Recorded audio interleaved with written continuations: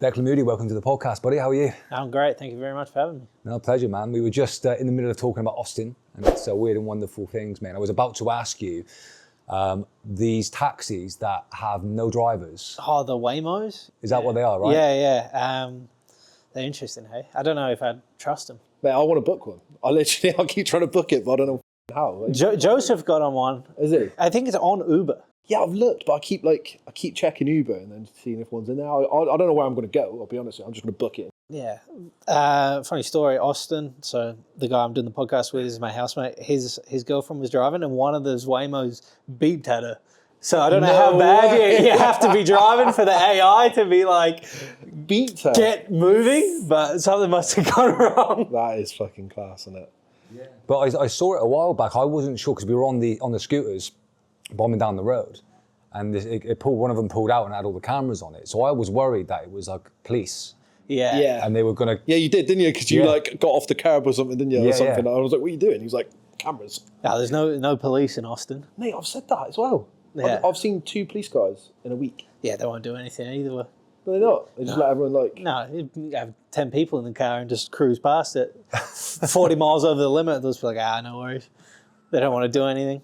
So underfunded is crazy. Is it really that bad? Yeah. They defunded the police here a few years ago, and it just runs itself now, the city. Yeah, that explains the amount of crackheads walking around the place. Yeah, they'll come shouting. around once a month, try and shoo them off, and then they'll just be back the next day. Yeah. Tent set up.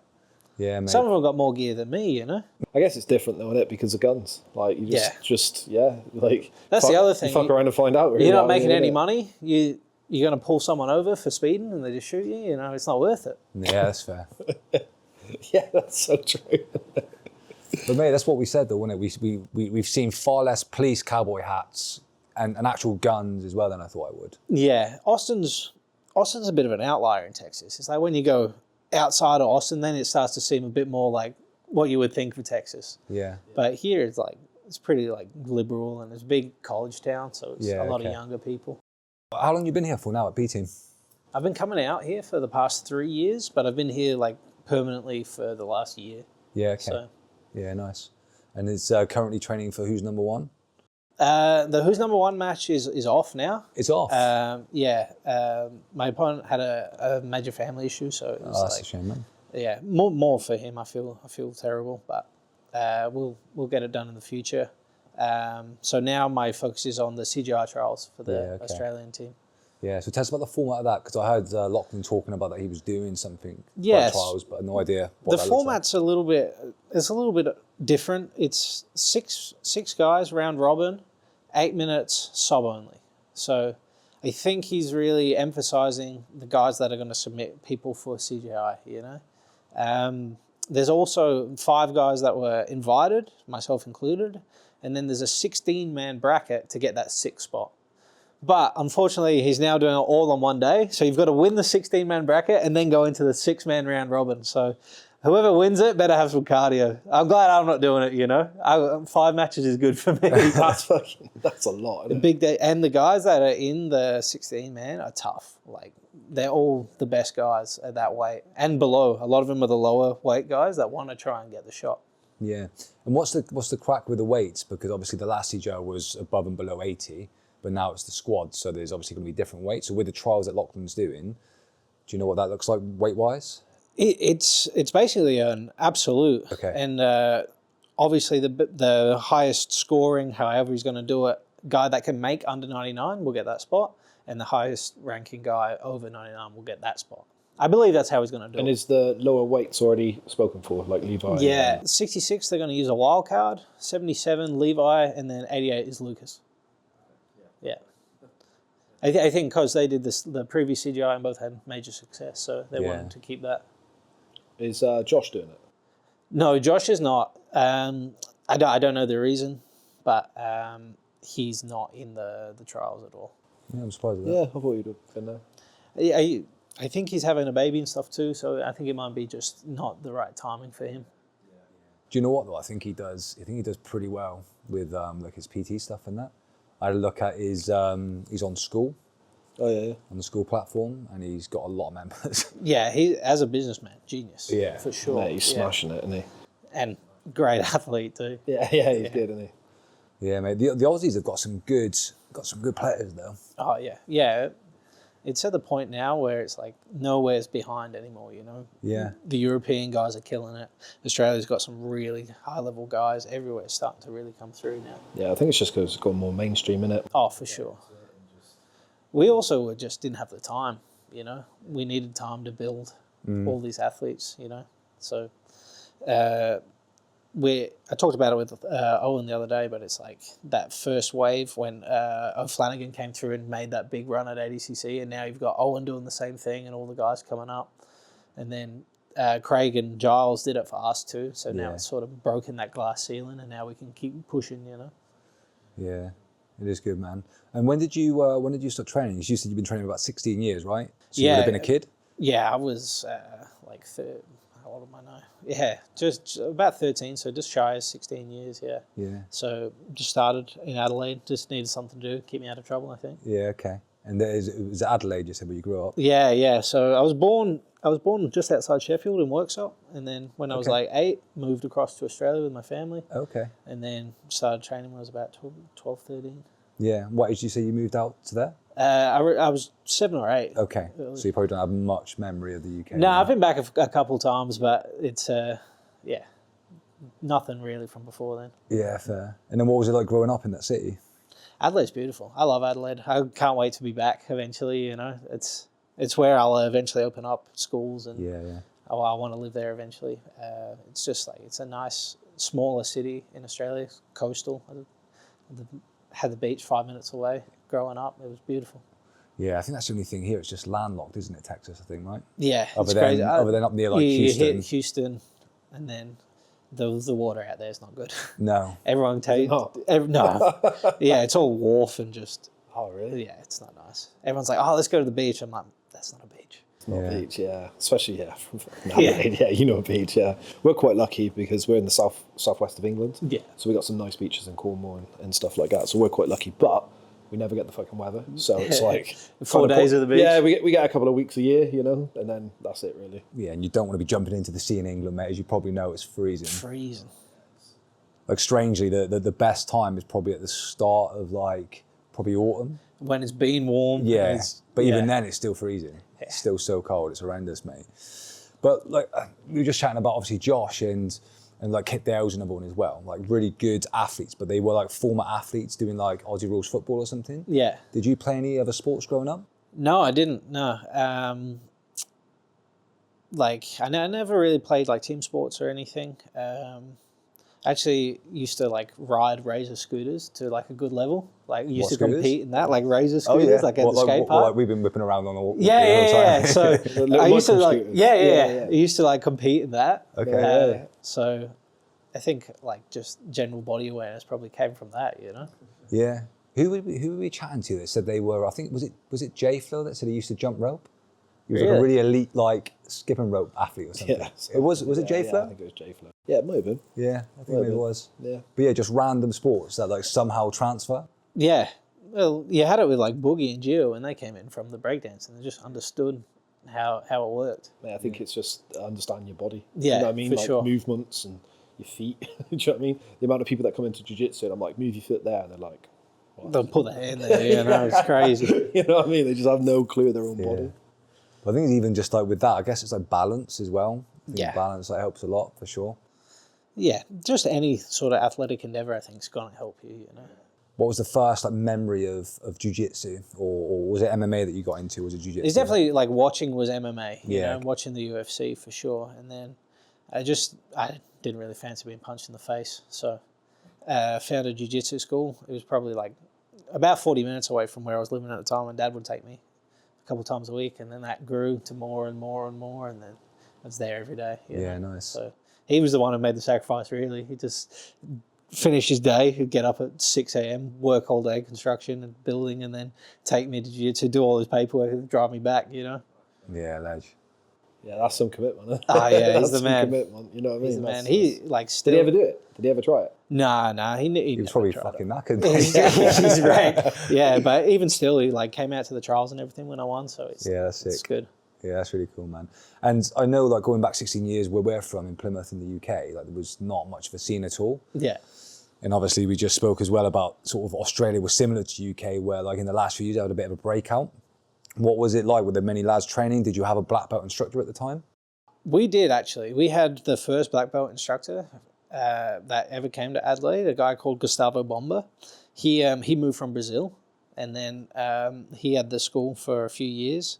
And then another guy came, Leo Aruda, and then Bomba moved up to the Sunshine Coast in Queensland, and then Leo took the gym over, so we sort of went with him. So I was fortunate enough to have like a black belt from when I started, which was quite uncommon in Adelaide. You know, that was the only gym until Leo came with a black belt, and then it was still a few years, maybe around the time I got my blue belt, the first guy from Adelaide got his black belt. Was it mostly gi or no gi you were training in? I trained primarily gi up until like 5-ish years ago. Okay. Yeah, I was mostly a gi guy. Most of my accolades at the colour belts were in the gi. Yeah, nice. And what were your main accolades in the colour belts? They were mostly in Australia. I like had success at the AJPs and the Pan Pacifics, which was our biggest tournament for the IBJJF. A lot of state titles, national titles, and then bronze at the Euros. Never placed at Worlds in the gi though. Gi's tough, isn't it, in the world? Gi is Then tough, you get some yeah. Brazilians, right? Oh yeah. It's like in different level, isn't it, with stuff. It's weird to see Adam, the Polish guy, like just smashing it. Just killing it. Gi, isn't he? Like, He's the absolutely. best because like that's a guy I like to see because, you know, I struggle in the gi worlds and like I've had tournaments where I just lose and he did the same. Like never Do you see that placed. post that he put up? And Like, then now he's just unbeatable. It's Yeah, it's unreal, crazy, like isn't just it? persistence. yeah, it's It's like so 7 good. years, wasn't it? 7 years of like going, like No not even medal, placed, nothing, and like no first round, gone. And then boom, he can't lose at the moment either, can he? On fire. Wherever he's going, he's just winning. Yeah. winning, Was winning. it the Euros that you fought Jimenez in the final? Yeah. Did you see that match? Yeah, the pans. Was I it the think. pans? Yeah. It was so good because I just fought Roberto prior, and Roberto's a monster. Yeah. Like he's so good, and I was like, this is gonna be sick. And Roberto starts, he's just blitzing, he just weathers the storm, sweeps him. Once he gets that butterfly and the overback grip, it's over. It's crazy. Isn't it? No one can seem to stop it. It's so good. It looks as well. You look at it and you think that doesn't look that hard. No. But to get that is ridiculous. He's just got it Do you know what I mean? He's so so perfect. good at it, isn't he? Yeah. He's so good at And it. he's stuck with that. That's always been his move, you know? And he's just found the way to get it to work. On everyone. Yeah. Literally everyone. Yeah, mate, the gi's a beast. We've got a coach back home. He's probably like 50-50, I guess, isn't he, Sam? Yeah. But he used to he kind of trained with the Mendes brothers for a bit. Nice. And like, you know, he does all the worm guard. But it was literally, what did we cover recently? It was like worm guard, I think, was it ringworm guard? Oh yeah. Reverse yeah. worm. It's fucking something, man. Like this madness. Yeah, I used to play a lot of that in the gi too. Did you? I It's so good once you get it. Yeah. I got my black belt from Marcus Souza and Roberto Satoshi in Japan. And like Satoshi was like the man at like passing those guards. It was so he? good. Yeah. So hard to entangle that guy. He had great matches like Marco Langi and guys like that. In like 2014 and like 16, he was on fire. Yeah. So good. he's the Isn't man. it? It's just so technical though, isn't it? It's such a it's like a different sport at times. Isn't it? Yeah. Oh, for sure. It is now. It's like almost starting to split even further and further as time goes Just on. get like nogi's just like wrestling leg locks. This is like stalling, super technical. Yeah. Do you know what I mean? Like you got to just really like think about it. Yeah, especially like from a spectator, you got to understand the gi to Yeah. appreciate it. I think it goes underappreciated just because it needs that knowledge, you know. Yeah, you have to have a lot of knowledge. At least like nogi, you can kind of like relate it to kind of MMA a little bit and just watch it in like, you know, the wrestling, the fighting. Yeah. I get it, don't I? But I think with the gi, it's so much to it. Like I'll just watch it sometimes and I have no clue what they're doing. What they're trying to set up. I'm like, what the fucking lapel? Oh is yeah, that? You know what I I'm mean? so lost now. Yeah. Last time I like really trained in the gi is when I went and trained with like Lucas Kennard in the gi, and it was horrific. It was horrific. He beat me so bad. I was like, I'm never putting this thing back on. I think that was about the last time I put it on. Mate, his guard is ridiculous. Imagine that with a gi. Oh, he's good. He's unbelievable gi and no gi. Like crazy good. Yeah. It's like one of those. Luckily for me, I'd trained with him a lot and I knew I called it. I told everyone, I was like, put money on Lucas to beat Victor the first round. So luckily for me, I think I made more money betting on Lucas than I did going to ADCC. You know, I was like stoked. That's fucking crazy, isn't it? Yeah, his guide is ridiculous, mate. It's like Levi's though is so good as well, isn't it? It's like these Aussies, mate. You got those guys good passing is unreal too. Yeah, you just don't see it, but having trained with them and doing like specific in those spots, they're crazy. It made me laugh with Cade. Like he was like halfway through that match, he got a bit pissed off, and then was like, "All right, pass my guard," and he straight away pass. And he was like, "No," and I'm like, "No."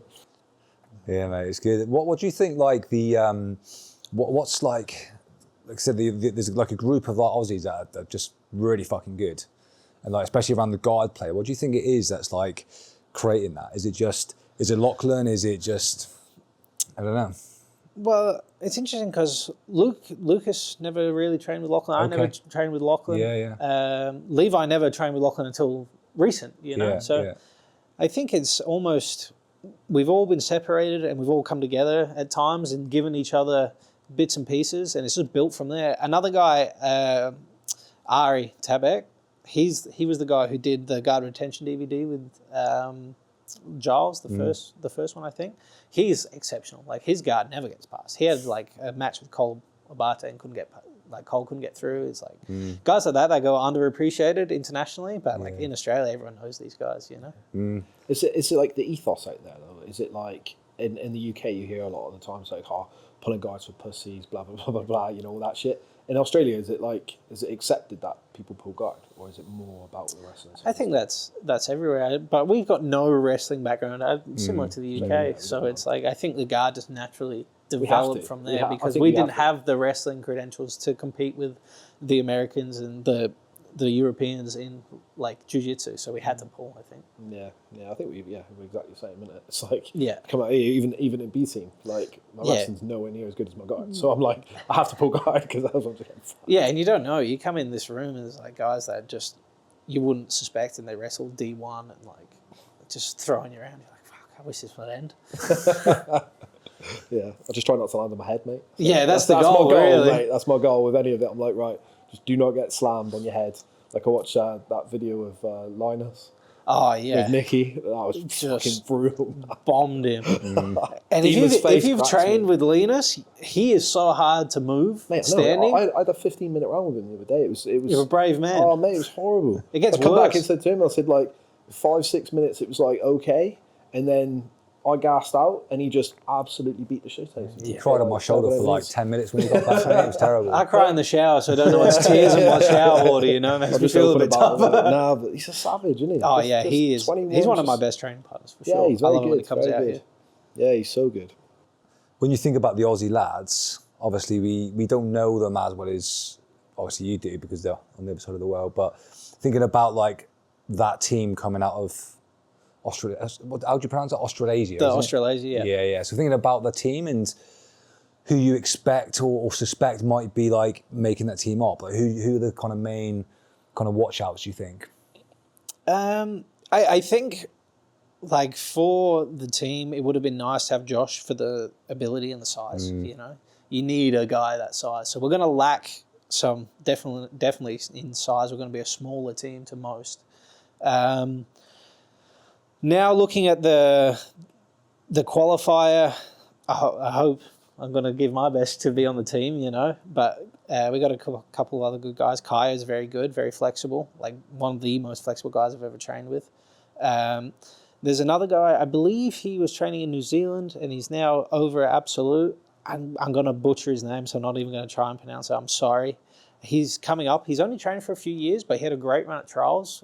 Just lost to Kaya in the quarters, but he's leg locking everyone. He's like a big leg locker.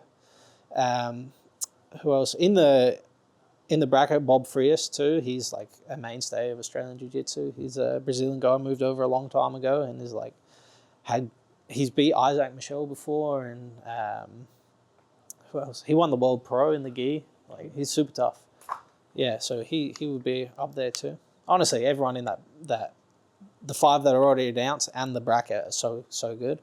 We could see one of the smaller guys make it through that bracket, I think, just because of the longevity of the day. I think it's going to start to wear on the bigger guys. Yeah, it'd be tough on it.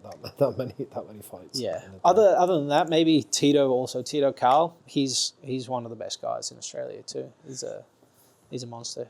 Yeah. Is there any good guys that aren't Australian or from New Zealand, like in that region, so like around Asia that might have a shout? I think one that's sort of sad that we miss is Igor Tanabe. Okay. Fat Ninja. I don't know if you've ever known him. No, I That don't was his remember name on Instagram. He like smoked Jacob Couch in a match. Yeah, like, okay. Oh, really? Took his back, passed him, choked him. Like unbelievable. Just a guy who trained in Japan for forever and like would just beat these top level guys and then just go back to Japan. Like nothing ever happened. Yeah. He's awesome.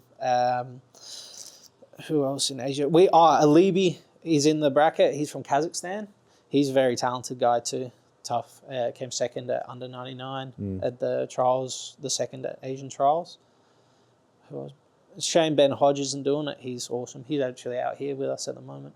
He's got one of the best guards for a big guy. I'm trying to think. Asia. Japan and Asia, we are more stacked at the lower weight classes. They're just smaller guys. Yeah. So with it being a 99 plus or minus trials, we're missing maybe some opportunities for those small guys. Daiki, who's here at the moment, he's a 66er, but he won the absolute of like the biggest tournament in Australia. Like, and he's a small 66er. He's like 61 kilos and just submitted everyone. What were you catching him with? Leg locks? Yeah, just leg lock. He just spin, get on top, start passing, leg lock, everyone. Yeah, so he's a monster. So it's a shame, like, for the 66ers. David Stoyle, shame for him too, that they're going wild card. So the wild card then, is there any rumours of who that's going to be? Not to my knowledge. Like, I don't really have communication like that with Locking, so I'm not sure. Do you think they'll just wait and see who's available? Yeah, I guess you just got to imagine the 66ers out there at the top, and you got to think Gabe Souza's a shout, Baby Shark or Pato. They would be my three. You got to guess, you know. Yeah, maybe you'll get one of the ecological lads in there. I doubt it. Maybe DeAndre. I would imagine they're gonna do the North American team. Yeah. So yeah, I don't know if they're doing a trials for that or what. Yeah. Yeah, I don't know. Who's do you know who's running that? I don't know who the captain of the US team is yet either. Yeah. Because I don't think they've got the European captain either. No. Yeah. Announced at least. Yeah. Everything's probably all done behind the scenes, but I don't know anything, you know? Yeah, no, fair. And how about like locally, sort of the B team? Do you know what that squad's looking like yet? That's up to Dima. Dima makes all the calls on that, We'll I think. ask him later then. Yeah, ask him. Yeah. Not my information, though. No, fair. Yeah, we were chatting about, who were we talking to about it recently? It was Ash, I think, wasn't it? Ash Williams. Yeah. We were chatting to him recently, and he was naturally quite keen to get on a squad somewhere under 66 as well. But he was talking about B team, you know, is it going to be like maybe Ethan, or is Owen going to be in the team, or is he going to maybe be in the European team? I think there's still a lot up in the air. Like, Yeah. I don't think anyone is sure of a spot. Yeah. I mean, Nicky Rudd's got to feel pretty confident he's getting the spot, but I don't think anything's set in stone, to be fair. Yeah. And I think it can move around up until Yeah, of course. Yeah, people get hurt, go so, time, don't they? you know? Yeah, shit happens. And how about like other affiliations? Like who else we got? So we got 10th Planet is the only team announced with their members. Yeah, okay. I think. Yeah. Who are Atos? Atos, I think you can probably guess the guys that'll be on there. Yeah. If we're assuming everyone's in, guys might not want to do it, but if you're assuming you got Khan and Lucas, probably the Rotolos in there. You know, I'm not sure who their 66 would be. They seem to have a heavier room. Yeah. New Wave, you got to imagine Luke probably be the heavy. Giancarlo. Who else would they put in? Maybe Dorian or Dominic Mejia, 66. 77's tough. They got Tarza, Gary, Davis Sassari is also a monster. You know? So it's hard for everyone to pick teams, I think. Yeah. And are there any other sort of teams coming in other than the kind of regional teams? Like a GB having a team or anything? I don't believe so. I think it's the 4 like regional teams and then the 4 set teams. Yeah, okay. And it's Europe, Australasia, and it's North, and is it South America as well? Yeah, okay. Yeah, we spoke to Penner a while back. He was quite keen to get in, so I guess he'd be South America then. Yeah, unless they do Penna as Atos too, because he trains there a lot. So I don't Yeah. know if they'd do that as well. They could do him over and Kynan under 99, depending on how big Kynan is right now. That'd be a very strong team, wouldn't it? With them two. That's a nightmare team for me, you know? I'd get guillotined by the whole squad. Fucking your neck of you be gone. Yeah, it's going to be a good event, though. I'm looking forward to it. Yeah, I think it'll be one of the best spectacles the sport's Oh, ever mate, seen. I'd love the squad stuff. I think it's better. Oh, it's so much... CJI was like amazing last year. It was Yeah. easily the best event ever. But Yeah. I think by adding squads in, it's even better again. It's so much better for viewing, you know? Yeah, like yeah. having a team, and then... Team events are fun to be part of too. Yeah, I really like the what Polaris did recently with their The squads. squads? Oh, Yeah. it was so good. Just with like the quick turnarounds. Yeah. When it was like, what, 30 seconds or Just whatever it was, 45 blast it. seconds. Yeah, Matt, Australian team. I can make under 95, no problem. Yeah, nice. Let me know. So yeah, I don't know if they're going to go with a similar format where you just almost get like Shark Tanked until you lose essentially, and then someone else I rotates think they're in. going to follow the quintet style, so Okay. the old quintet rules. So I think there's just like a minute break, maybe, Yeah. and then straight in, next guy. You have to remind me of those rules, mate. I can't remember what they were like. So if someone competes, you get your result, and then both athletes then rotate out, or does one stay in? And Once, if there's a submission, you stay in. Okay. But if both athletes draw, both out. Yeah. But I do believe that if that happens and everyone draws, that it's still scored like a 10-9 Yeah. for the CJI. The quintet didn't do that. They did a decision at the end, Okay. but I believe that's how it's going to be. Yeah. Yeah. And I guess the scoring matrix will probably be similar to the last one, where It'll still be the same, yeah. Yeah. Same as the last one. Probably just look at some finer details, like that, Levi Cade match probably changed Yeah. the rules a little bit, you know, because that one seemed to just like adjust on the fly, you Yeah. know, like Levi was winning and then nothing really started to happen, and then they started giving Cade the rounds, and I think it was just a little bit tough to call that one, you know. Yeah, it's so. Razor thin. It's like what do you prefer, guard passing or Yeah. Yeah, I almost feel like guard retention is harder. It's definitely more impressive. Cade, to not let Cade Yeah. pass your guard is mega 25 impressive. minutes, It's unreal. It's unreal, isn't it? Yeah. Yeah. Yeah. And it's such like a fine margin for all that money as well, isn't it? It's like ridiculous, isn't it? Like Levi took it pretty well. Like some people would have been fuming. I think. Like, I'd have been kicking and- fuming. I'd be like, kicking and screaming, mate, because that's life changing money. You know what I mean? That's life changing money. Like just Is to it? lose it on something that, in my opinion, I don't think he lost. So like, it's hard to say anyone lost that But match. I just think, like you said, though, I think it's so impressive to keep your guard against him. He was still trying to attack. He wasn't just like being defensive. Yeah, it with wasn't like he just retained. He was trying to enter. He was trying to do a lot. Yeah. And Cade kept like pulling out of it and then just trying to pass his guard. It's like, well, It's that's tough. that's jiu-jitsu. Yeah. This isn't my argument all the time with it. It's like, we're not watching wrestling. We're watching jiu-jitsu, and it's a different sport. Yeah. You know? Like, Oh, yeah, for sure. Jiu-jitsu is a different thing than wrestling. So you can't like fault someone for having a really good ground game. That just seems fucking stupid to me. Like, it seems crazy to me. Yeah, but what else can you do though, mate? I know obviously Icky Guy, which is a local event that Danny's doing when we get back home, they're doing like, it's a £5 prize for blue belts, which is, you know, almost like an equivalent, isn't it? It's like massive for blue Yeah. belts. And I think the final of that, is that just like sub-only open-ended, I think, isn't it? Yeah, Is that what yeah. he So said? no, he's changed it. He's fucked me. Right, so he's changed it to like open time limit, just sub only. Yeah, because he doesn't want that scenario where there's a lot of money on the line and it goes to a decision of some sort. Yeah. You know, but you could be there all fucking night, couldn't you? I definitely won't be. That's true. You get matches like Isaac and Kyle, where it's just 3 hours. You know? Yeah. If you're trying to make a spectator sport of jiu-jitsu, that's not a good way to go, is No, it? no, not at all. What'd you make of the pit? Have you competed in one yet? Haven't competed in the pit. We had the wall up in the. Yeah, where did that go? I was hoping to see that actually. I think it's in the back. Is I think it? they just took it down. So I don't know if they're going to put it back up Yeah. soon or what, but it's interesting. It's definitely different. Like, Yeah. once you hit it, your legs are out from under you, you know. Yeah. You're going down for sure. It's very hard to work off of it. It's good.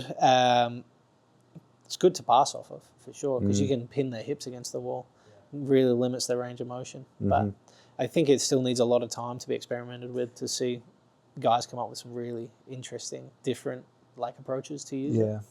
The best one was when we first got it, and Joe and Nicky Rod are working on it, and Deemer's telling Joe to walk up the wall, and he gets to about horizontal, and Nicky just snaps him from the top of the wall, flat on the floor. I was like, yeah, good one, Deemer. Oh, mate. Was he all right?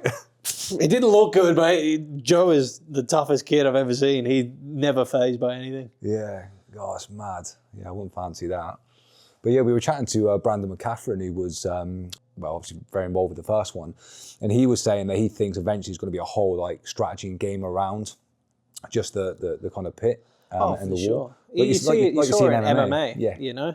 No one uses the cage initially, and now people, Khabib, all those guys, they made like the whole name, wrestling to the cage, and then wearing guys down. Volkanovski's exceptional on the cage. Yeah, 100%. And thinking about like, we talk about this all the time. Our audience are probably sick of it now, but when you think about trying to make sort of jiu-jitsu mainstream, like we kind of like, we talked about the gi, we'll circle back to your kind of transition out in a little bit, but it feels like the kind of opportunity, if there is one, is like no gi.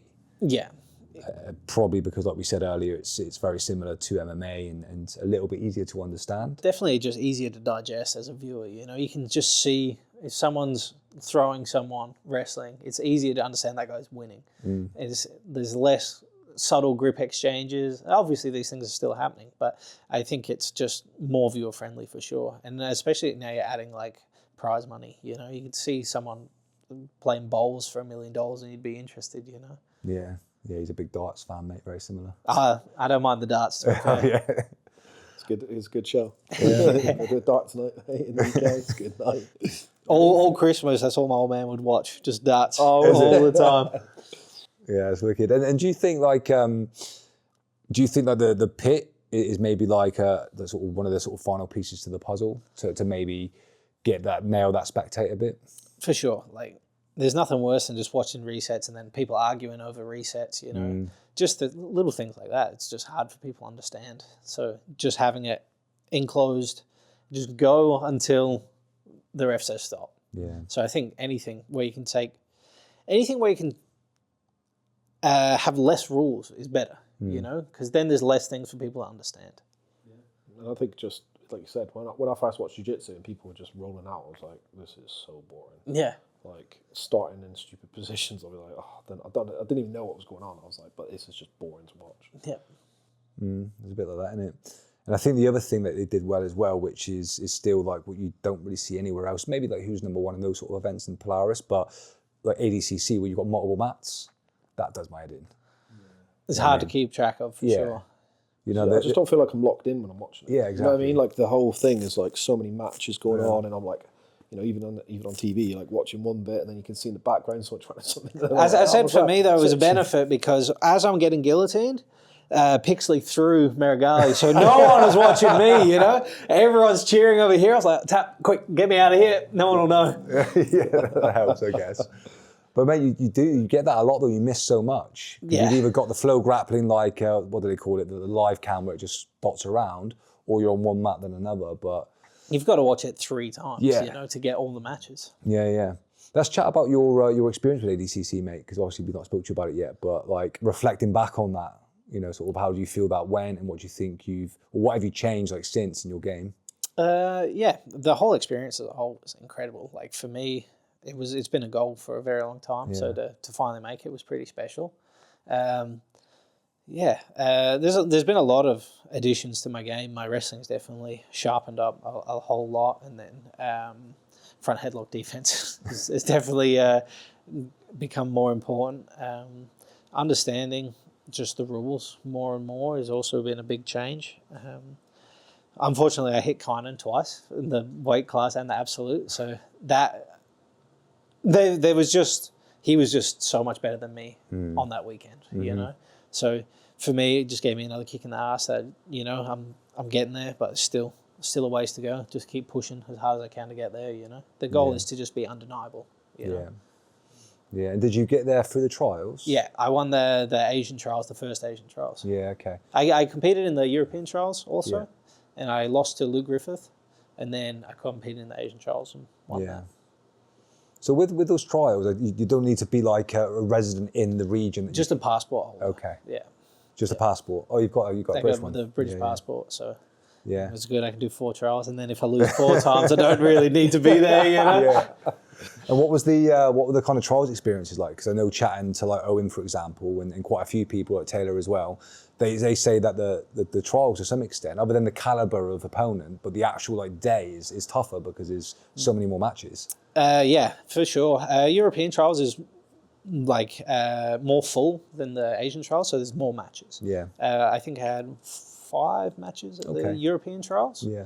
And I lost the quarterfinals to Luke. And then I had 4 matches to win the Asian trials. Yeah. Again, that's just geographically, Asia, Australia, smaller people. Well, Asia particularly just doesn't have the big guys, you know? So we just have less guys to do the division. Not saying it's not tough, because there's guys in that bracket for sure that could win other trials. So it's still like difficult, but it's just not as grueling as doing all those matches. Yeah. And what was your like path to victory? Was it sort of submission? Was it? I submitted everyone up until the final, in which I won by 6 or 7 points. Yeah, okay. Yeah. Just wrestled in the final. Yeah, nice. And what was your? Did you have? I can't remember what the topology says on you, but what's your kind of like your favorite submission and like sort of path to victory? The most like my most frequent is just taking the back and finishing from the back. Really, choke. A few like triangles and a few leg locks in there, but primarily you'll see me take the back. Yeah. Mostly from passing.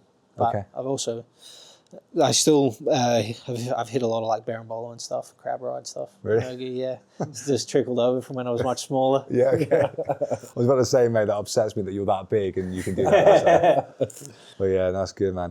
Let's go back to like when you were back in Australia, sort of training the gi. You mentioned that you were in Japan as well, where you got your black belt. Yeah. So when I was living in Adelaide, I would travel to Japan for as long as I could. Try and live out there as much as I could. Try and train with the guys, and training in the gi under Roberto and Marcus was unbelievable. They took me in and were like super giving, super kind.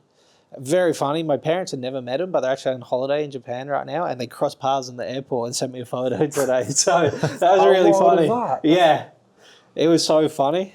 But yeah, like the lessons those guys gave me, like translate so much to now, you know. And Satoshi's the risen lightweight world champion now in MMA, so I'm so happy to see those guys succeed, and hopefully can go out and see him. What's your Japanese like?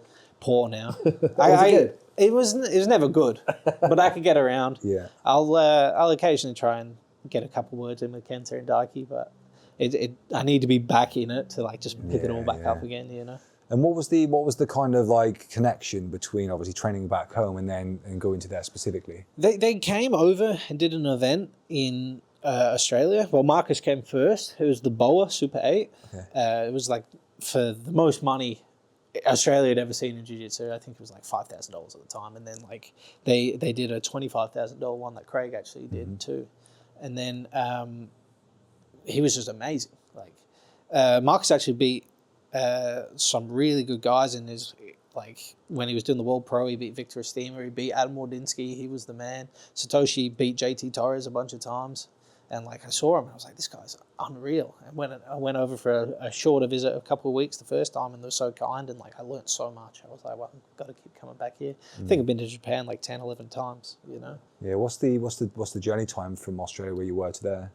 I think like 9 hours, which from Australia is like not bad. That's that's as close as you get. You get Bali and then there, you know, that's it.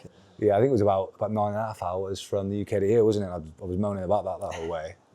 The travel time from Australia to here used to be brutal, because especially for me, it would be like Adelaide to Sydney, which is like an hour and a half, and then you'd have to go like Sydney to Singapore or Hong Kong, and then Hong Kong across to San Francisco. You'd be looking at 30 hours. Yeah. But now Houston, straight to Sydney, easy. 16, 17 hours, beautiful. Okay. Still a long time though, isn't it? 17 Yeah. hours, Once you're on a plane though, it's like there's nothing else. You're locked in then. It is what it is. The other day, I'm quite looking forward to the journey. I'll just chill it out on watching some films. Like it's quite nice. nice. The thing is, you must get this as well. Like if you're in economy, the seats are so small. Yeah. Like we walked through like economy plus first, and I was like, oh, this isn't too bad. And you go through the curtains, and there was just like these 3 blokes just like this, and I was like, oh no, especially next to him as well. He's not exactly small, is he? The worst one. Dandelion, man. When I fought Penna, I flew out 6 a.m. the next day to go to Kazakhstan, and that was like 3 flights too. Did 48 hours travel time, was in Kazakhstan for 44 hours, and then flew back home. I'd had all these matches. I'm just sat in the chair. I'm just dying, you know. I was just so sore, and then the trolley's knocking my elbow. I'm like, oh, fuck, just get me home. Yeah, mate, it sucks. I've just upgraded to like the front of the emergency seats, just so I can like stick the legs out at least. And I tell you what we're going to get as well. We saw a lady with it on the way out. Yeah, she'd like got this rig that strapped her head to like the backrest, and it had these side bits so like to catch the head. And then she basically strapped herself into that with like the eye mask. So she was just like strapped up. And I'm like, we're getting That's pretty good. I'm bad for it. I'll fall asleep on the person next to me. I'll be leaning you know. No, I can sleep anywhere. Yeah. Yeah, I can't, mate. I need. I fell asleep on the way here. On the way, like, I was like. But because we're catching a red eye back, is where we leave here. I don't know, like 6 or something, and you get back and you get 9 a.m. which would actually be like 4 a.m. or something here. Yeah, so then you got to try and stay up all day. I've only just got used to the jet lag, really. It's like a week in. brutal. It's only like now, this morning and yesterday morning was the first time I didn't wake up at like 4 in the morning initially. I woke up and I was like, because like at home I'm so clockwork, I'm up at like 6, 7 o'clock every day. Yeah. So then that is just still there. You know what I mean? Yeah, it's always brutal going back home. That's the worst part. Is like just getting used to the time zones. Yeah, mate. So far. Everyone back home wakes up at like 3 p.m. here, so it's like brutal. Yeah, very far, mate. So like you obviously going back and forth to Japan. I mean, did you like from a young age? Did you go this is me, this is what I want to do, or was it? Did you kind of progress into doing it full time? I definitely progressed. When I finished university is when I moved to Japan for a long stint to try and like really start pursuing it. Learning all that I wasn't. I did the Worlds as a juvenile, 2014. I was juvenile 2, so I was 17. And then I was like, I won a few matches, but like not as well as I would have liked to do. But then I started having a lot of success back home in Australia, like winning like absolute tournaments and stuff.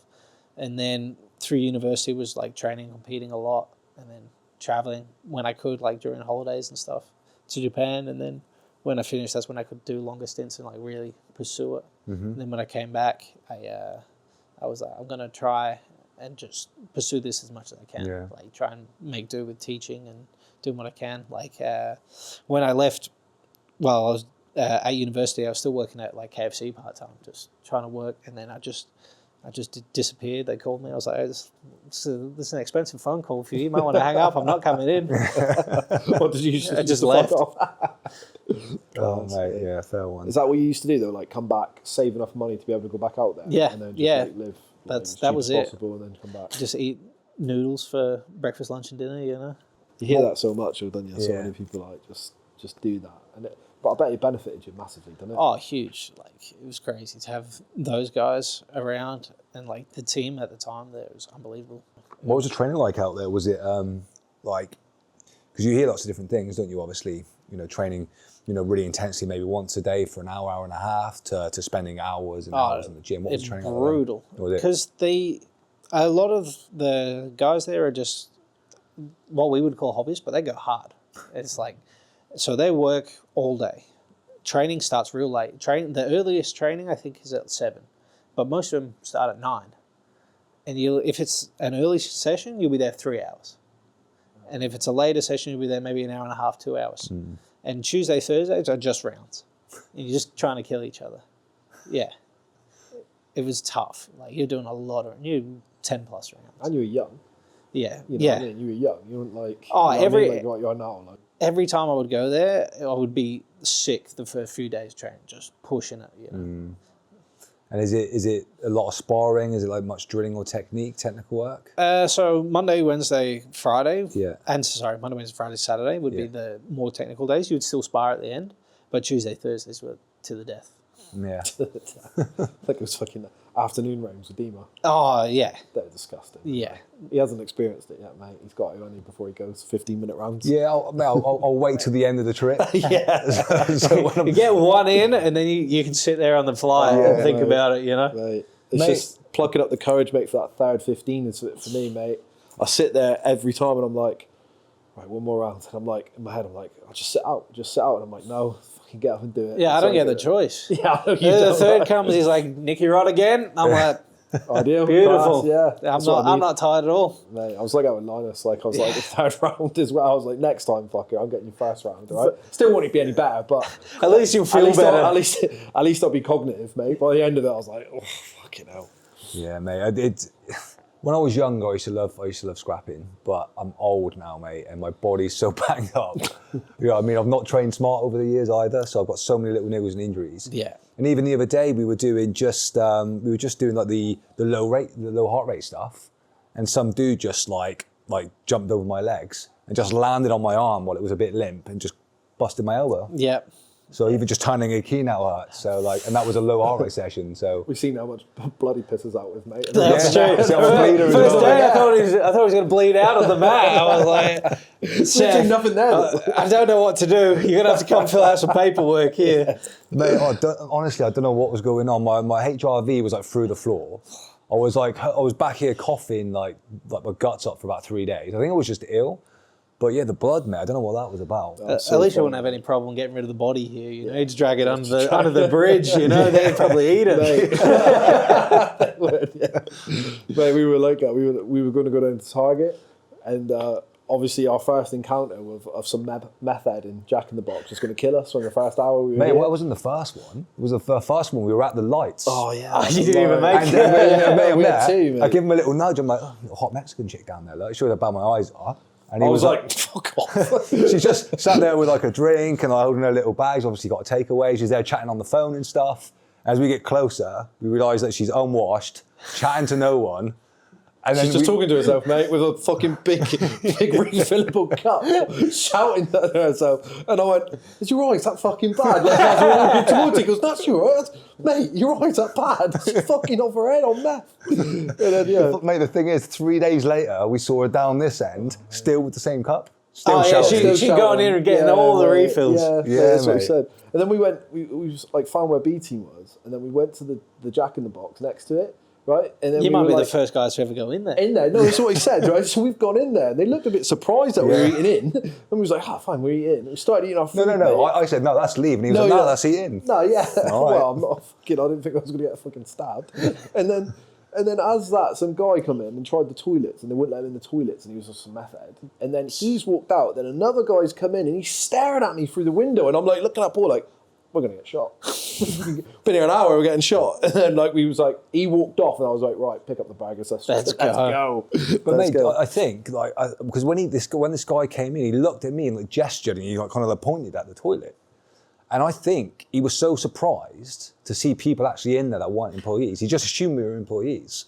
And then realised probably we weren't, stood outside and we're just staring at him, just thinking, does he work there? Mate, I was like, oh my God, I'm going to get shot. Like, But we were talking about his tats as well, because I've not seen, other than like gangbangers, lots of people with, it's only to the extent No that one Tats, here is is it? tattooed. No, Like, I'm just like, yeah, I'm like a fucking leper. back home, everyone. I'm like a leper here, mate. Like Yeah. people like just because I got that black arm as well. I'm like walking down the street and people just like, Yeah, it's strange, hey? yeah, it is. Yeah, because like at home, like most of my friends got loads of tattoos. Like Yeah. like it's the same as Australia. Australia, Yeah. everyone's tattooed, Everyone's especially tattooed. like M16, the gym I'm from. Yeah. We got guys. But like no one. M16, that sounds like a gang. That Half the sounds like a gym's gang. got neck tattoos, you know? But yeah, he was saying to me, he was like, mate, it's definitely a tattoo. Craig's Like, brother is he teaches there with me, and he's like 7 foot tall, full front piece, back piece is halfway done. He's got his head done now. You're like, Jesus, being Right. 7 foot tall wasn't enough, you know? Yeah. You know, is he 7 foot literally? Yeah, he's like 6'10". Is he? He's massive. Massive. Fucking hell. That's insane. A giant pussy still though, you know. Yeah. Look at the camera. I wanted to hear that. But yeah, mate, it's a mad place. But even in the taxi when we were coming back down from downtown the other night, we said it to the taxi driver, and she was like, "Oh no, you don't sit in fast food places." Yeah, I know. I Austin. was like, what? She was like, yeah, you don't ever. First sit in a time I fast came food. out here, they wouldn't let you in. Really? Like, just no dine-in anywhere. So I don't know what had happened, but no one could eat in anywhere. Just locked all the time. They're like, drive-through only.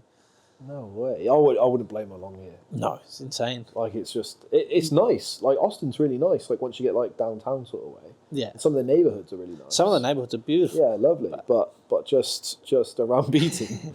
Like, don't go there at night. Yeah. Yeah, you don't want to be walking home from the night class, you know? Yeah. Get the e-scooters. Oh, yeah. Mate, They're those e-scooters are lifesavers. class. They're so good, mate. I spent, like, half my holiday just whipping around, like, Austin on e-scooters.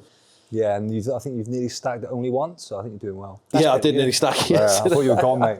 There was like one of those little white, I don't know, like it was like a little white lump, like to Just like to weird where the domes lane- in the street. Yeah. And guess I it's just the didn't bars, see isn't it, mate. I thought it was like a thing, and I've just gone whoa, like last minute, they stacked it on my fucking head. I was like, oh my god. We've developed like a little sidekick as an indicator. Ah, yeah. Yeah. Nice. Because like we're a bit like unsteady trying to put their hands out, so we just go with a little sidekick, mate. So it seems to work well, mate. But mate, tell us how you ended up here then. So you're obviously in Japan, you're training hard out there, and at some point you've obviously transitioned to no-gi more and obviously found yourself here. So like fill in that gap for us. Yeah, so sort of the end of my gi career was like just before COVID. And I was at a gym, and then I separated from that gym, and a guy who would sponsor me a very long time, Miles, I talk about him on every podcast, but he's probably the reason that I've had success and that I'm here. He sponsored me from me being a purple belt, helped me out. And then he opened a gym, and I would go down there and teach there occasionally. But then when I separated, I ended up there full time. And he runs a show, the M16 Open, where I had a lot of my biggest matches. And a lot of that was to get me experience in the ADCC Ruleset. And then obviously I've known Craig because he's from Adelaide for a very long time. And Craig's brother teaches the M16 as well. So having Miles and Adam behind me, and the connection with Craig, it just came naturally to come out here. And when was that after COVID? You said you came out. What year was it? Yeah, 2022 was the first time I came out here. Okay. Yeah. And how old are you now? Like 27, 28? 28 now, Okay. yeah. So you would have been what, like 25? 25-ish, yeah. Yeah, okay. So still pretty young, man. Especially for me, being an old fuck. I don't feel it. There's miles on the I'm clock, surprised you I've been in know? that room for a while. Yeah, how do you feel training there for like a year now? How's it going? It's unbelievable, you know. For me, I'm spoiled because I've got Nicky Rod, who's probably the best guy in the world to train with every day. You know, he's like my main sparring partner. So you get that, and then you get all the looks from the other guys, get to ask them a bunch of questions. And for me, now even more spoiled, Joseph and Owen coming in. And for me, those are like guys I can learn so much of. I met Joseph prior to my first trip out here. He came to do the trials, and then Miles actually flew him out to do a seminar in Adelaide. So I got to train with him a lot when he was like 17, younger. And then when I came out here, he came out, and the stuff I stole from him was like unbelievable. Probably why my passing is so good. And a lot of my stuff, like I wouldn't have had half the success without him either. Mad, isn't it? I was watching after one of our sessions the other day, and like Nicky's asking him certain questions, and like Joseph's going through it, and Ethan's there, and like I'm like looking like this kid is like 20 years old, and he's like showing the best grappler in the world, like technique, and I'm like, come back to you, and I was like, it's like some sort of genius. Yeah, he like, can hold literally. court, and everyone will listen because everyone knows. Yeah, it's amazing. It's amazing. I think Joseph's like obviously Nicky Rod's the most successful guy right now, but I think Joseph's the best grappler in the world. Really? Yeah. Yeah, I think if he had the size, I would put him with Gordon and just watch him scrap for sure. I think he's that good. Is it? You think he's got much further to go as well? Oh, yeah. He's so young. He's 20, 21. He's, like, exceptional and is an exceptional learner. He loves it to do it. He doesn't want to be away from the gym. I think he's going to take the sport further than anyone can even, like, foresee as possible. Really? I think he's going to be that good. Yeah, so like you said, it's passing. Like everyone in the gym's got that like passing technique that they're doing. Yeah. You know what I mean? Like she was doing it to me this morning. Yeah. And I was like, just seeing what it was, mate. And it's so hard to defend, isn't it? Yeah, it's so unreal. hard to defend. I was like, what's she doing? Like, and then he's like, that's Joseph passing. Like, it's mad. It is mad. And there's a few guys in there that do it, isn't there? So he must have like done a load like myself. Daiki is another example who's really good at now. Kenta, Nicky Rod's adopted it really well. He used it a lot in the Victor Hugo match when he was passing him. Yeah. He was using it to get into his spots too. So even though it wasn't like exactly how you see Joseph do it, the concept was the same, to find his positions. Yeah, no, it's really interesting. I was like, yeah, I want to learn. Yeah, you've been like mesmerised this whole trip by it, and I think constantly just talking about like how mad it is, how good he is. Yeah, like it just blows my mind that a lad that young holds a room of like way older and more experienced grapplers, and you know what I mean. It's like you're just not seen, is it? You know what I mean? It's not. No. You know, like even like Owen. In fairness, like how technical Owen is crazy. He's another one. It's Exceptional. like his leg locking game is just, well, not just that, but like all of it. But like I was thinking the other day, he's only like 19. Like, Crazy. His detailing on his leg locks and his demonstration and his level of understanding. His ability to convey his ideas and thoughts into technique is one of the best I've ever. So mature, like That's what in his ability 19. to like teach. Yeah, it's wild, mate. It's what it just, like you said, though, being out here and experiencing that every day with all the different guys coming in, and just like even when we had Cam and Shane in the other day, that was awesome. That was just a whole different experience. That was just crazy, but like Cameron just coming in doing random stuff and showing you like different. You must just experience that sort of stuff all the time. Yeah, we're very fortunate. The guys we get coming through, we have a lot of really good MMA guys that show us a bunch of cool stuff too. Like Dos Anjos has been in consistently for years now. Like when he's had fights, I think he's out with a knee problem at the moment, but he was like constantly in. We've had all kinds of guys come. Oh, Victor Hugo just rocked in the other day, didn't he? Yeah, it's crazy. Guys from everywhere just roll in. Turn up like, it's Victor Hugo. Ideal, yeah. I went over and said alright to him because he's been on the podcast before. And then I was just like, man, I'm going to go back down there because I don't want to be around you. Don't worry about you boys. Did you roll with him the other day? I haven't trained with him. Have you not? We did like some light warm-up stuff, but yeah. He's a big dude, isn't he? Ah, man, He's massive, mate. He's like... There's a big difference between like under and over 99. When that cap is gone. I say this to all the time. Like when I was a bit more podgy than I am now, I was like, I've got to get under 99. Like, Yeah. no, I don't care about under 99, but I've got to get there. Yeah. For me, I need that ceiling. Like I'm a good size 99er, but I'm a very small plus. Yeah, mate, they're just monsters, isn't they? Yeah. Like Victor, is literally huge, isn't he? Like, Yeah, he's just a giant. He human. shook my hand. His fingers came halfway down my forearm. I was like, Jesus. That's what I was like. I was like fucking mitts on him. I was like, Yeah. that. Yeah, it is really funny, isn't it?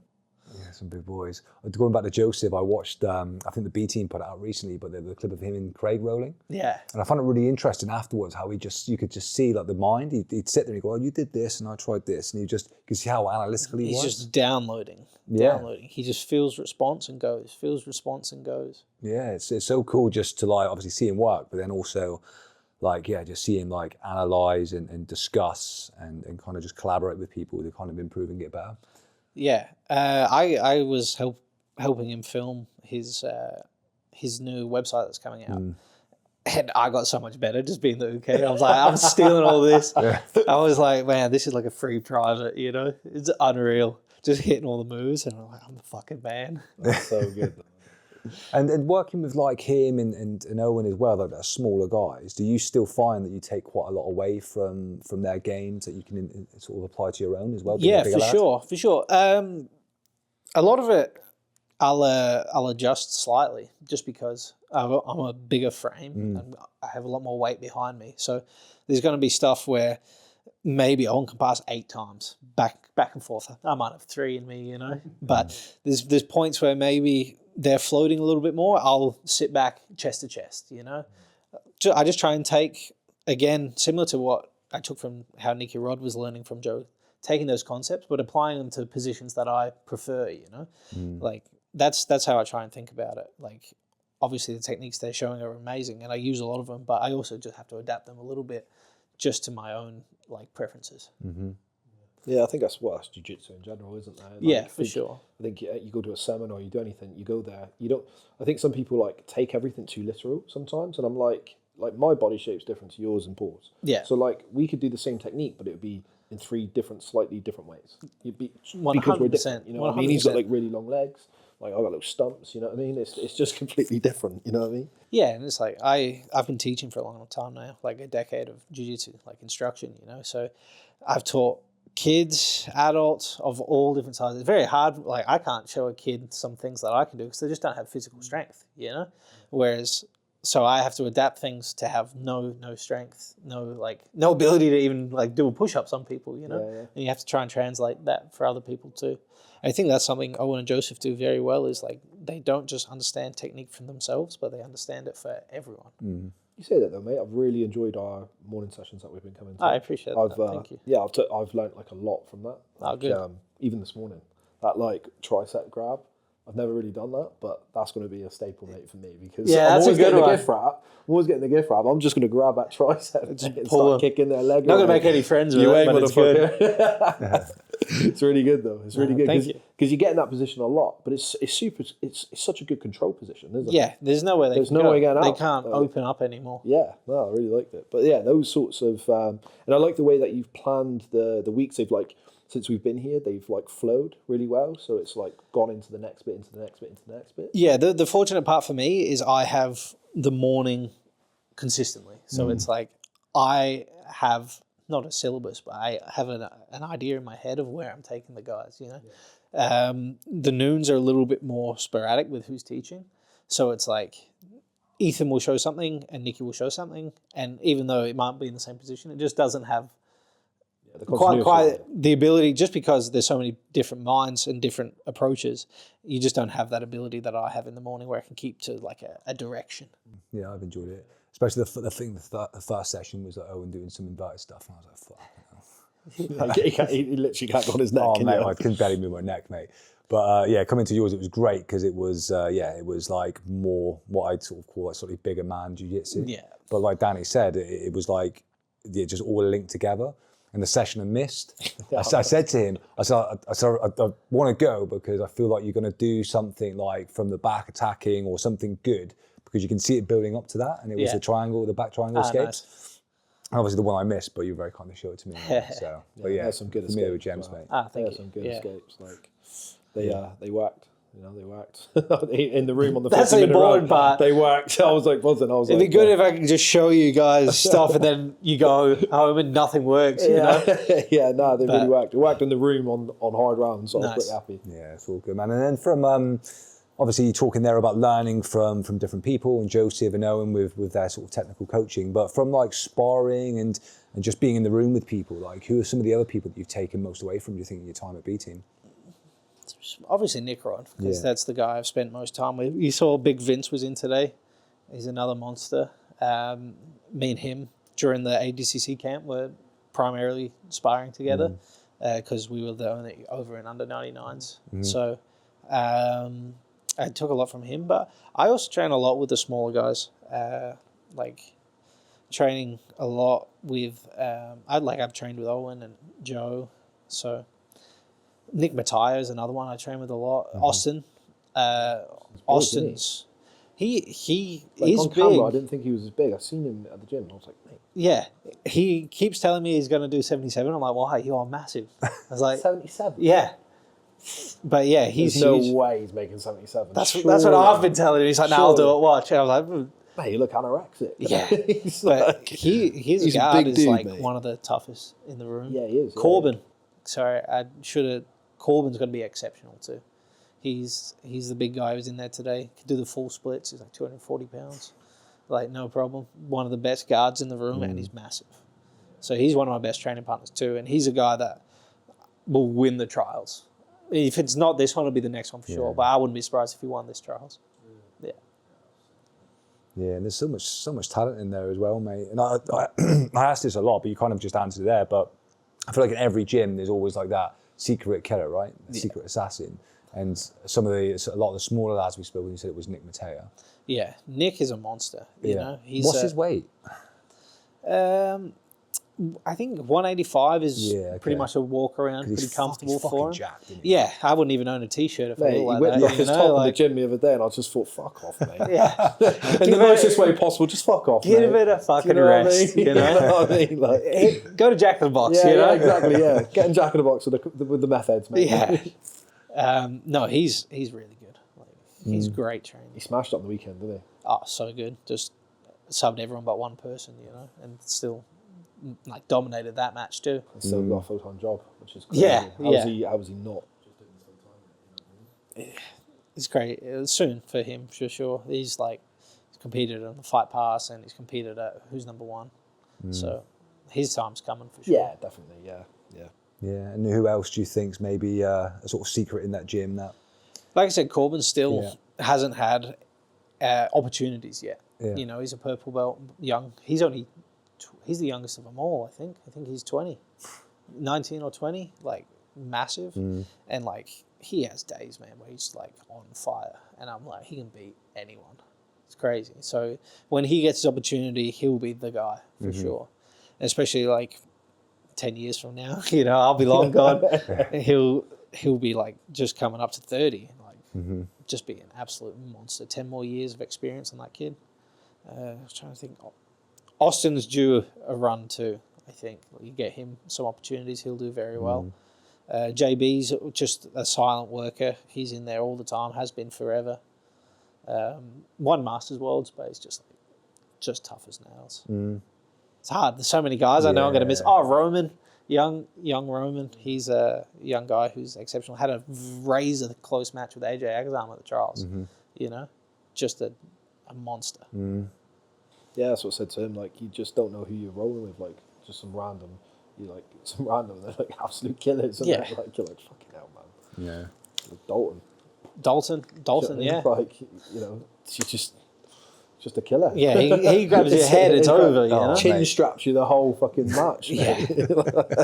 Probably got a beard left. Mate. Yeah, I know. I felt like it. Nah, he's very good. He's very good. Yeah, mate. There's so much talent in that room, mate. It's funny, like coming out here. I don't know how it's made me feel about myself really, because I knew I'm obviously old and I haven't competed for years, and even when I did, I was never very good in a way. But I don't know. I was a bit like, yeah, I come out and just everyone's like so young, like so tough. Oh, yeah. And you know, it's great coming out here because you still learn, you still come to the technique and stuff. But yeah, that's why I've been like swerving the 15-minute rounds, mate, because I'm just like, nah, I don't think this is for me. It takes years off your life. Yeah. I'm like, whenever Dima asked me to do the second one with Nicky Rod, I'm like, I'm down to about 55 now is going to be my limit, you know? Yeah, mate, it's fucking tough. And then just your sort of competitions, mate. You've even in this conversation, just kind of like just in passing, you've mentioned some of the biggest names in the world you've competed against. Yeah. Like just give us a quick like rundown of those like the big names that you've competed against. The biggest is going to be like Kynan, Felipe Pena. Yeah. I've fought Roberto Jimenez. Abdullayev is maybe the best Russian grappler at the moment. I've fought him. Who else have I fought? Paul Ardilla, 5 times trials winner. Had a match with him. I fought Baby Shark too at ADCC in the Absolute. Yeah, I've been fortunate. I fought a lot of really talented guys, and like of those names that I just said, I don't think I lost most of those matches, but it's like the things I took from those matches. Yeah. Unbelievable. And like, Yeah. He was the best so out of them, much. do you think? He was Sorry? like the toughest out of them boys. Kynan was the best of those guys. Yeah, for sure. He's a beast, isn't he? He's just a big boy. Yeah. Penna is also incredible too, but I think Penna's different. Like, I think Penna's technical knowledge is probably superior to Kynan's, but Kynan's ability and physicality and athleticism is unreal. Obviously, super technical too. He's won everything, but he's the man. And I think him and Nick Rod really it's going to put into like who is number one at the moment, especially with Gordon not competing much. Obviously, Victor's name's going to be in there too. Probably has to fight the winner. But Victor's so young as well. Yeah, I think he's similar age to myself. 28, 27, 28. Nothing, is it really?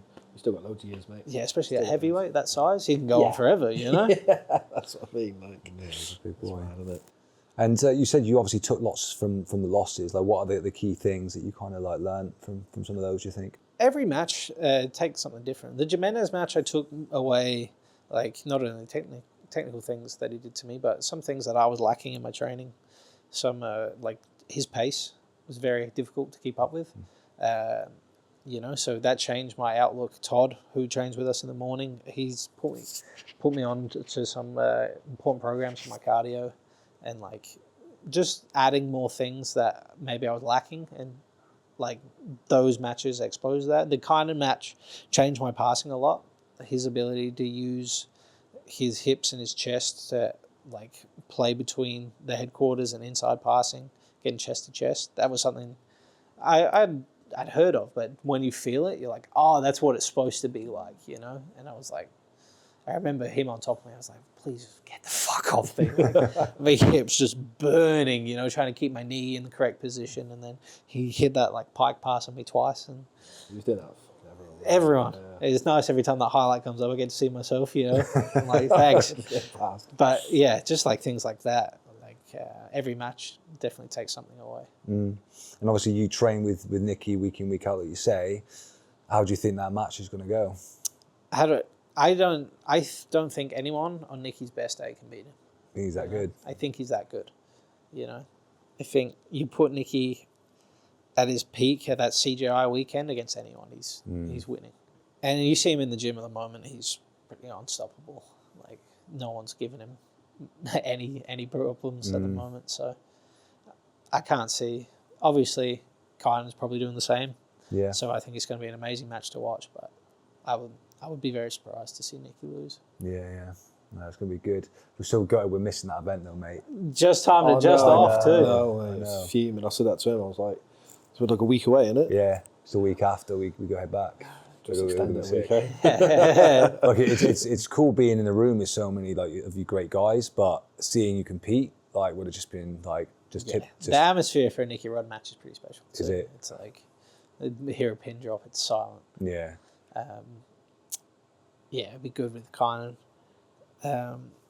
It would have almost been nicer to do Nicky and Victor in Austin, you know, because they're both from here. Yeah. You know, I think that would have been good. You could have had the stand split, six blades and B team, you know. Because when I fought, that's what it was like. My first match with Felipe Costa on Who's Number One. It was like all the six blades guys over there, all the B team guys over there. That was cool. You could, you know, you get heckled from this side and then sport from this side. Just like, I think that's always fun. Yeah, no, it's going to be a good event, but we'll definitely catch it at home. But yeah, be sick.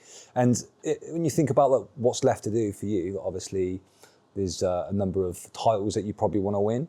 Are there any kind of big competitors that you'd like to sort of either matches you want to get back or people that you haven't fought that you'd like to? Matches.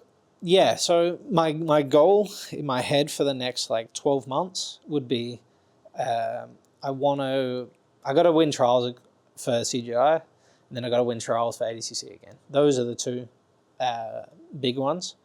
And then like for tournaments and then super fights, I'm really pushing to make a run at 205 for Who's Number One. So hopefully this past match didn't pan out, but hopefully someone in the top 10 on the next Who's Number One, and then after that the top 5, and then I run top 3, maybe Giancarlo or Roberto again, run that back, or even the champ, Pedro, you know. If I could do 12 months and have that belt, it would be beautiful. Yeah, mate. That'd be very decent. I don't know what time is, boys, but I thought we were going a while. Yeah, I think it's pretty much time. It's nearly to 4 o'clock, I think. Yeah. Tell us about your podcast, mate, and any instructions or anything else you've got going on before we wrap it up. Oh, yeah. Just started a podcast with my buddy, Austin Senos. So the White Monster podcast, if anyone wants to check it out. Yeah. Actually, Monster sent me a tracksuit out. They sent the tracksuit. Sick, mate. And then they sent me a bunch of cans out.